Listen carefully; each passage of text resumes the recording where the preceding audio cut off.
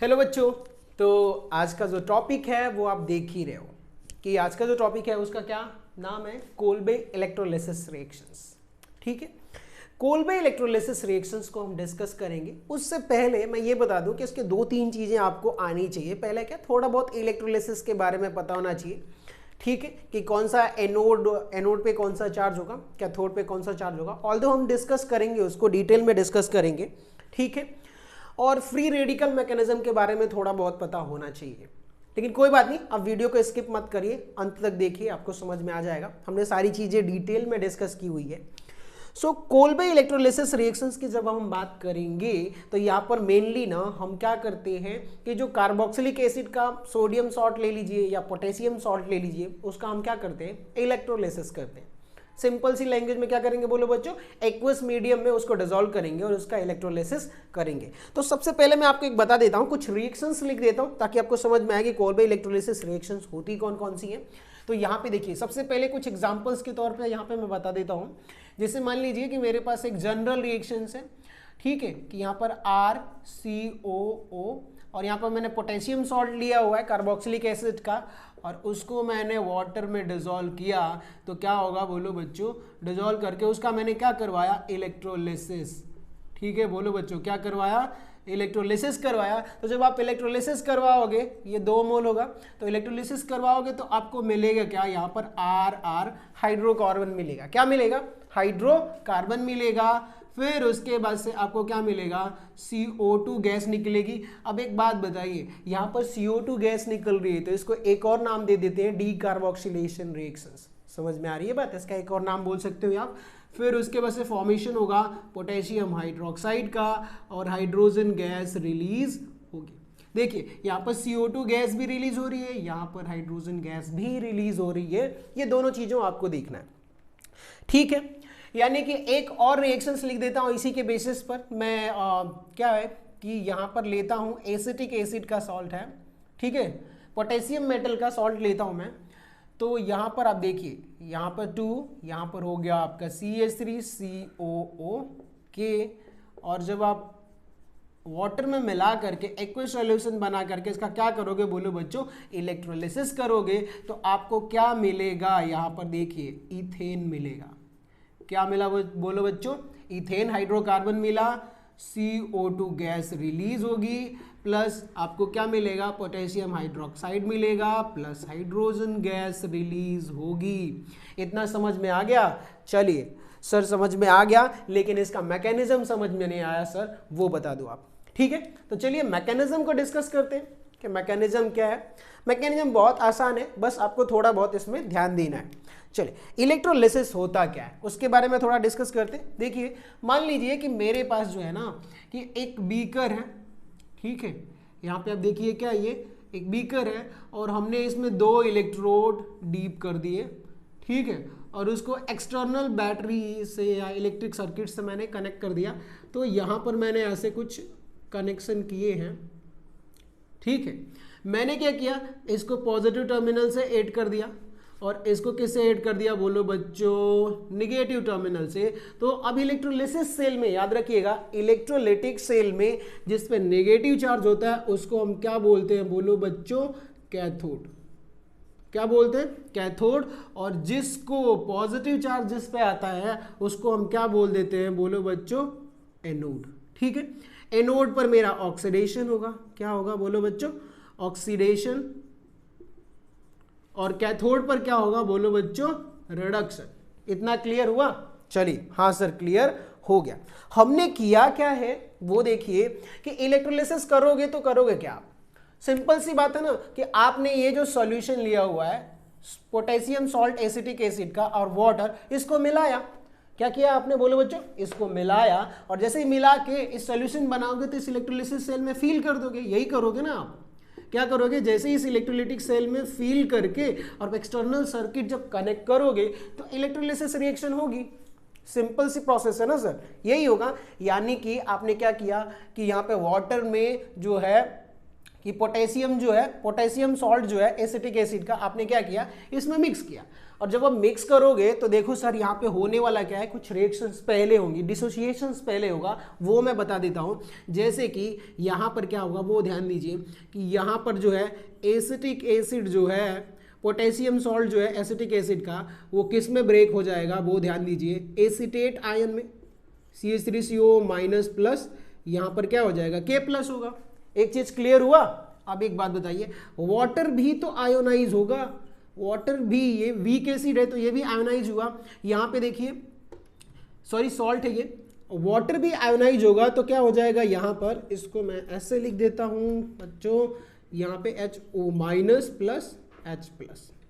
ठीक है, अब मेरे सॉल्यूशन में ध्यान दीजिएगा कि सॉल्यूशन, इस सॉल्यूशन में 4 आयन होंगे, एक तो हाइड्रोक्साइड आयन, दूसरा प्रोटॉन, तीसरा यहाँ पे एसीटेट आयन होगा, एक ये आयन, और K+ आयन, यानी कि 2 पॉजिटिव आयन्स होंगे और 2 नेगेटिव आयन होंगे। क्लियर हुआ?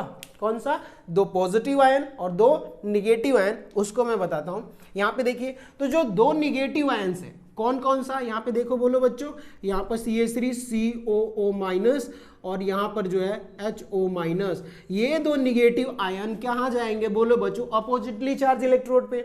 अगर ये निगेटिव है तो कहाँ अट्रैक्ट होगा, पॉजिटिव चार्ज इलेक्ट्रोड पे। ओबियस सी बात है, इतना क्लियर हुआ? किस पे अट्रैक्ट होगा, ये पॉजिटिव चार्ज इलेक्ट्रोड पर जाएगा। और यहाँ पर जो देखिए, जो पॉजिटिवली चार्ज है यहाँ पे, जैसे कि यहाँ पर पॉजिटिवली चार्ज की जब हम बात करेंगे तो क्या होगा, K+ या फिर K+ और यहाँ पर क्या हो जाएगा बोलो बच्चों, H+। इन दोनों में से ये जो पॉजिटिवली चार्ज आयन है वो कहाँ जाएंगे बोलो बच्चों, निगेटिवली चार्ज इलेक्ट्रोड पे, यानी कि K+ H+ कहाँ जाएगा बोलो बच्चों, कैथोड पर। और यहाँ पर जो है एसीटेट आयन या हाइड्रोक्साइड आयन की जब आप बात करोगे निगेटिवली चार्ज, तो वो पॉजिटिव इलेक्ट्रोड यानी कि कहाँ जाएंगे बोलो बच्चों, एनोड पर। इतना क्लियर हुआ? अब बताते हैं, यहाँ पे ध्यान से देखिएगा, सुनते रहिए। मैं थोड़ा इसको इरेज कर देता हूं। तो ये मेरा एनोड है। अब मैं इसको, आप इसको लिख लीजिएगा, नोट कर लीजिए, मैं इसको इरेज करता हूं। यहां पर होगा क्या कि ये मेरा एनोड है, तो यहां पर जो है कि कौन कौन से आयन जाएंगे बोलो बच्चों। देखिए, पॉजिटिव पर कौन सा जाएगा, निगेटिव आयन, ये जाएगा मेरा एसिटेट आयन COO माइनस, और एक और आयन जो है वो हाइड्रोक्साइड आयन जाएगा। यहां पर ये दोनों जाएंगे, लेकिन किसी एक का ही ऑक्सीडेशन होगा।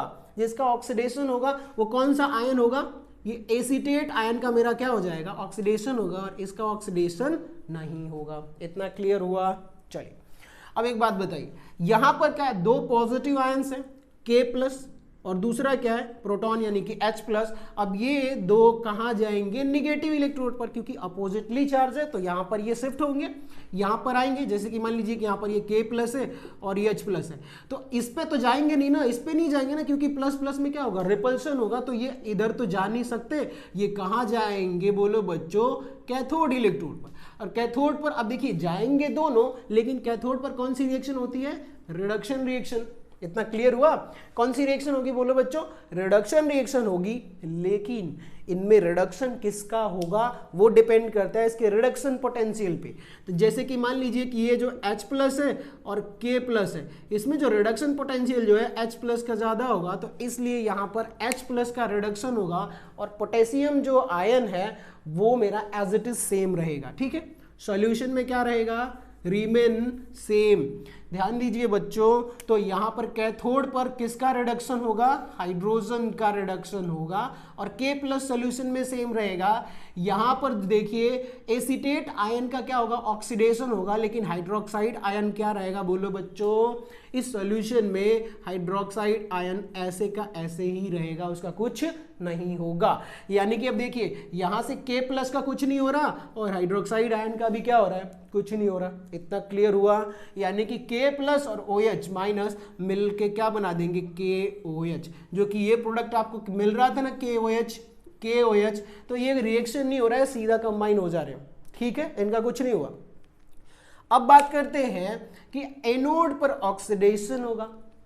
ठीक है बच्चों, क्या होगा, एनोड पर ऑक्सीडेशन होगा। ठीक है सर, मान लिया ऑक्सीडेशन होगा, लेकिन किसका होगा, एसीटेट आयन का। ठीक है, तो जो एनोड पर जो रिएक्शंस होंगे उसको मैं लिखता हूं ऑक्सीडेशन रिएक्शंस।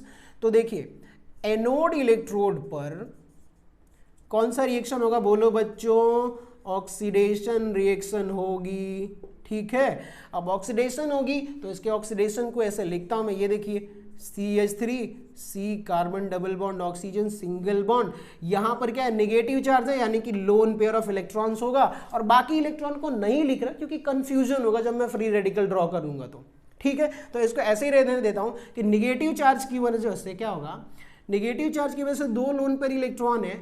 ऑक्सीडेशन का मतलब क्या होता है बोलो बच्चों, कि लूज ऑफ इलेक्ट्रॉन, यानी कि कोई भी सिस्टम हो, कोई भी जैसे कि स्पीसीज होगा वो क्या करेगा, इलेक्ट्रॉन को लूज करेगा।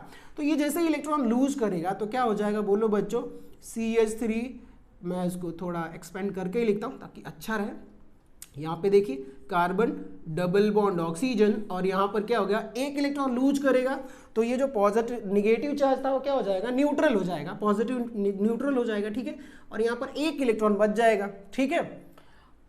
अब होगा क्या कि एक निगेटिव चार्ज निकल गया, यानी एक इलेक्ट्रॉन निकल गया।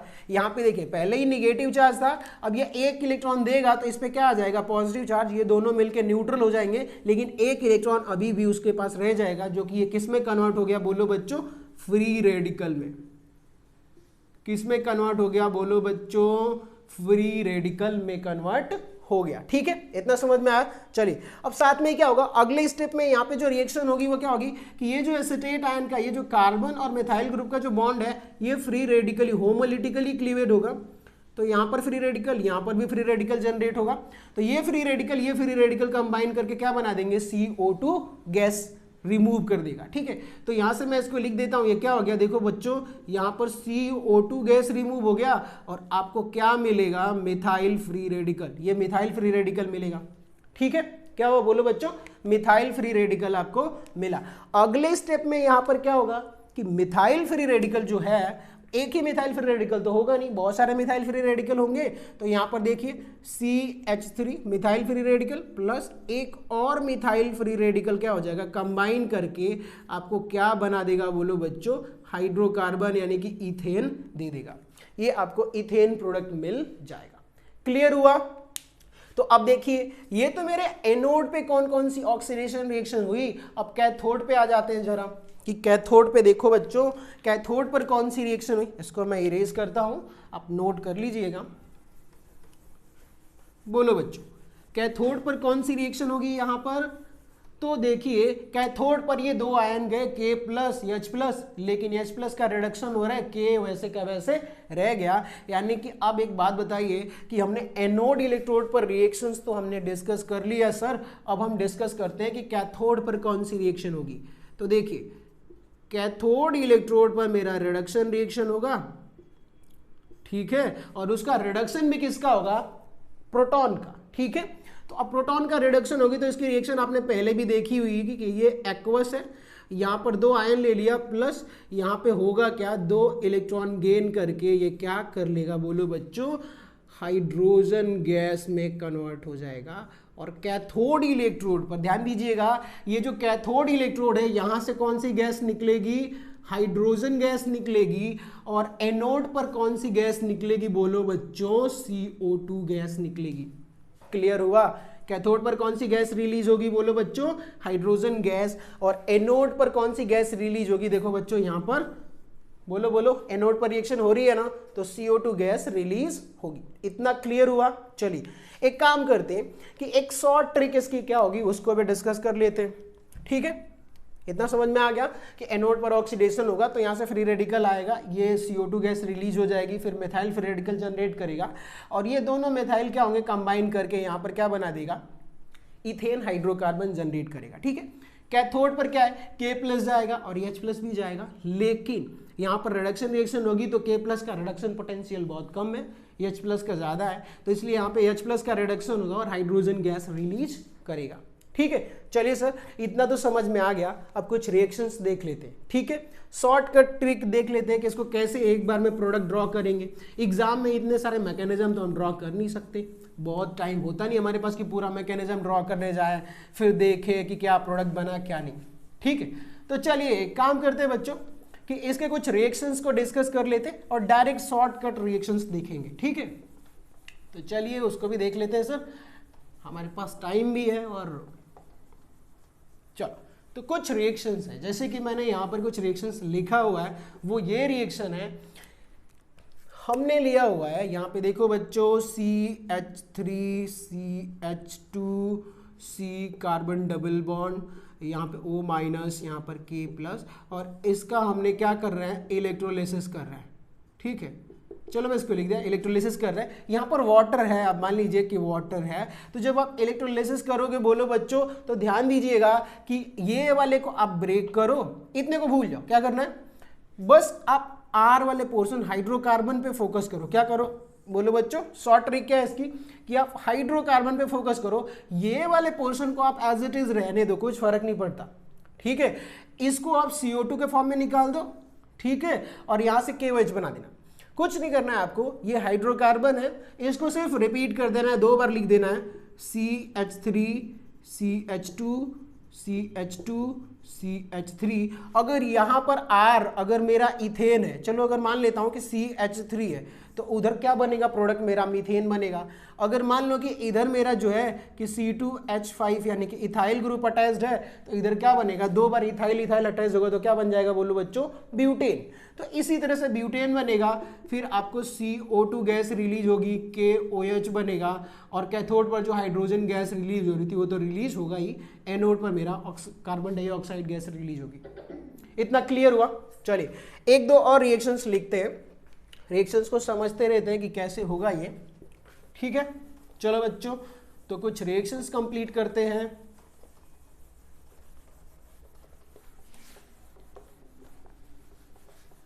ठीक है सर, ये भी कर लेते हैं। तो यहाँ पे सर ऐसा होगा कि मैंने माना कि मेरे पास एक बेंजीन रिंग है और इससे यहाँ पर एक CH2 ग्रुप अटैच्ड है, और फिर उसके बाद से यहाँ पर जो है COO माइनस K प्लस है, प्लस यहाँ पर मैंने H2O कर दिया। सर इसका इलेक्ट्रोलिसिस करना है, इलेक्ट्रोलिसिस करना है, इसका प्रोडक्ट कैसे ड्रॉ करेंगे। तो देखो बच्चों, कुछ नहीं करना, यहाँ से देखो ये CO2 गैस रिलीज हो रही है, ये हमारा R वाला पार्ट है। क्या है, R वाला पार्ट है। ऐसा ही सिमेट्रिकल पार्ट एक और ऐड कर दो, इसमें इधर लिख दो, जोड़ दो, प्रोडक्ट आपको मिल गया। बाकी आपको बाई प्रोडक्ट लिखने की ज़्यादा ज़रूरत होती नहीं है। तो देखो सर क्या हुआ, ये इतना पोर्शन है, इसी को एक बार इधर कॉपी पेस्ट कर दो, आपको प्रोडक्ट मिल गया।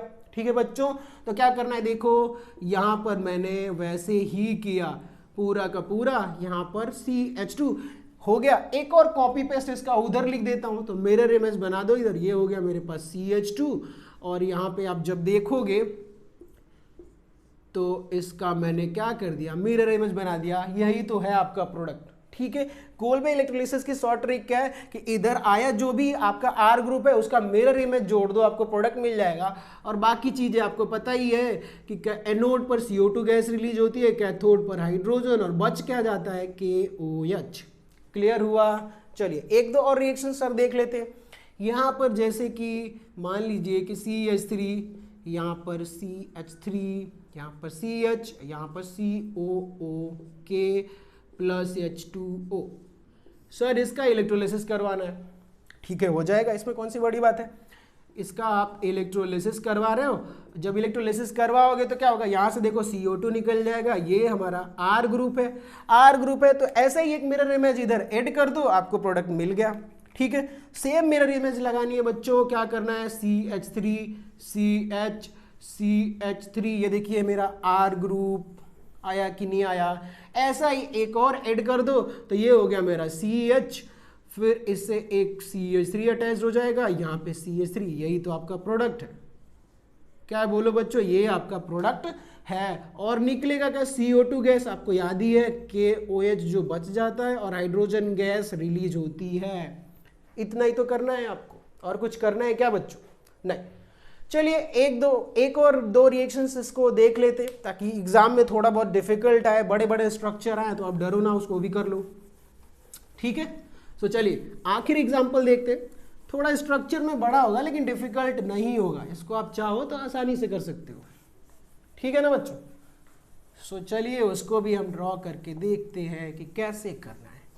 ठीक है, चलिए तो यहाँ पे देखिए मेरे पास यहाँ पर एक CH ग्रुप है, यहाँ पर जो है एक बेंजीन रिंग अटैच्ड है। थोड़ा तिरछा बन जाए तो काम चला लेना, देख लेना इसमें, ठीक है। ये हो गया, और यहाँ पर आपने क्या किया है, COOK+, ठीक है। यहाँ पे देखिए, और इसका आपने क्या करवाया बोलो बच्चों, इलेक्ट्रोलिसिस करवा रहे हो। क्या करवा रहे हो बोलो बच्चों, इलेक्ट्रोलिसिस करवा रहे हो। जैसे इलेक्ट्रोलिसिस करवाओगे आपको ध्यान क्या देना है, देखो भैया ये मेरा R ग्रुप है, क्या है, ये मेरा R ग्रुप है। तो यहाँ से ये CO2 निकल जाएगा, यहाँ से हाइड्रोजन गैस, और यहाँ से बच जाएगा तो KOH निकल जाएगा। आपको सिर्फ करना है कि प्रोडक्ट ड्रॉ करने के लिए ये R है, इसका एक मिरर इमेज R और जोड़ दो। तो भैया R है क्या, यहाँ पे देखो सर मैं दिखाता हूँ आपको। R क्या है, ये मेरा CH ग्रुप, यहाँ से क्या अटैच्ड है, बेंजीन रिंग अटैच्ड है। तो ये बेंजीन रिंग अटैच कर दो आप, ठीक है। ये बेंजीन रिंग, इधर इसका मिरर इमेज अटैच कर दो, तो मिरर इमेज क्या होगी, सेम इसका, ठीक है। उसको मैं ब्लैक से बना देता हूँ। ये मिरर इमेज, ये मेरा CH, इधर मेरा बेंजीन रिंग, और इधर भी आपको क्या मिलेगा बोलो बच्चों, बेंजीन रिंग मिलेगी। यही तो मेरा प्रोडक्ट है। देखिए सिमेट्रिकल एल्कीन मिलेगी, ठीक है। यानी कि आपने सर हम कोई भी रिएक्शन होगी हम ड्रॉ कर लेंगे प्रोडक्ट, अब कोई दिक्कत नहीं होगी। बाकी प्रोडक्ट आपको लिखने की जरूरत नहीं है, CO2 plus hydrogen gas plus KOH release होगा, ठीक है। लेकिन इसके कुछ ड्रॉबैक्स है। देखो बच्चों इसमें ड्रॉबैक्स क्या है कि का नोट कर लीजिए आप इसको, कि इसका कभी ना आप मीथेन फॉर्म नहीं कर सकते। क्या नहीं इससे प्रोड्यूस कर सकते, मीथेन इससे कभी फॉर्म नहीं कर सकते, क्योंकि यहां पर क्या है कि एटलीस्ट आपके पास क्या होगा, CH3 फ्री रेडिकल होगा, दूसरा भी CH3 फ्री रेडिकल आके कंबाइन करेगा। कोई हाइड्रोजन फ्री रेडिकल आपको इस पूरे रिएक्शंस में जनरेट नहीं होता। तो जब हाइड्रोजन फ्री रेडिकल जनरेट होगा नहीं तो आपको मीथेन प्रोडक्ट मिलने वाला नहीं है। एक और बात कि इससे आप हमेशा सिमेट्रिकल एल्कीन फॉर्म करोगे, ऐसा नहीं कि unsymmetrical alkene. Unsymmetrical alkene form करने के लिए ना यहाँ पे जो दो मोल आप ले रहे हो, ये देखिए जो 2 मोल ले रहे हो ना उसको अलग अलग कार्बोक्सिलिक एसिड लेना पड़ेगा, ठीक है। एक मिथेनोइक एसिड ले लो और तो दूसरा इथेनोइक लोगे, तो अलग अलग मिक्सचर ऑफ प्रोडक्ट मिलेगा। आई होप आप लोगों को ये जो है ना कोल्बे इलेक्ट्रोलिसिस रिएक्शन समझ में आया होगा। Thank you for watching.